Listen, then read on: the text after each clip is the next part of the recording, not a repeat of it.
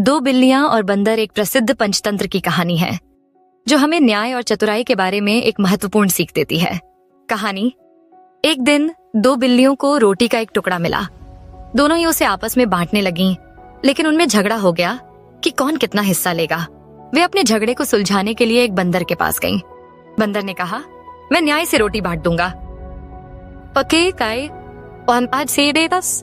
बंदर ने तराजू मंगवाया और रोटी के 2 टुकड़े कर दिए। फिर उसने दोनों टुकड़ों को तौला और देखा कि एक टुकड़ा बड़ा है। उसने बड़े टुकड़े में से थोड़ा सा खा लिया, लेकिन अब दूसरा टुकड़ा भारी हो गया। इस तरह वह बार बार टुकड़े को बराबर करने के बहाने से थोड़ा थोड़ा रोटी खाता रहा। आखिर में सारी रोटी बंदर ने खा ली और बिल्लियां मूर्ख बनकर रह। शिक्षा। झगड़ने की बजाय मिल बांटकर चीजों का समाधान निकालना चाहिए। न्याय के नाम पर चतुर लोग बेवकूफों को ठग सकते हैं, इसलिए समझदारी से फैसले लेने चाहिए।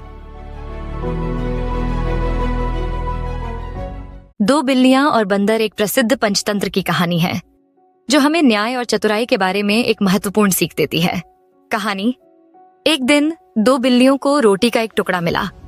दोनों ही उसे आपस में बांटने लगीं, लेकिन उनमें झगड़ा हो गया कि कौन कितना हिस्सा लेगा। वे अपने झगड़े को सुलझाने के लिए एक बंदर के पास गईं। बंदर ने कहा, मैं न्याय से रोटी बांट दूंगा। पके काय आज से दे 10। बंदर ने तराजू मंगवाया और रोटी के 2 टुकड़े कर दिए। फिर उसने दोनों टुकड़ों को तौला और देखा कि एक टुकड़ा बड़ा है। उसने बड़े टुकड़े में से थोड़ा सा खा लिया, लेकिन अब दूसरा टुकड़ा भारी हो गया। इस तरह वह बार बार टुकड़े को बराबर करने के बहाने से थोड़ा थोड़ा रोटी खाता रहा। आखिर में सारी रोटी बंदर ने खा ली और बिल्लियां मूर्ख बनकर रह। शिक्षा। झगड़ने की बजाय मिल बांटकर चीजों का समाधान निकालना चाहिए। न्याय के नाम पर चतुर लोग बेवकूफों को ठग सकते हैं।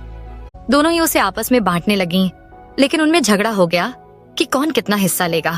वे अपने झगड़े को सुलझाने के लिए एक बंदर के पास गईं। बंदर ने कहा, मैं न्याय से रोटी बांट दूंगा।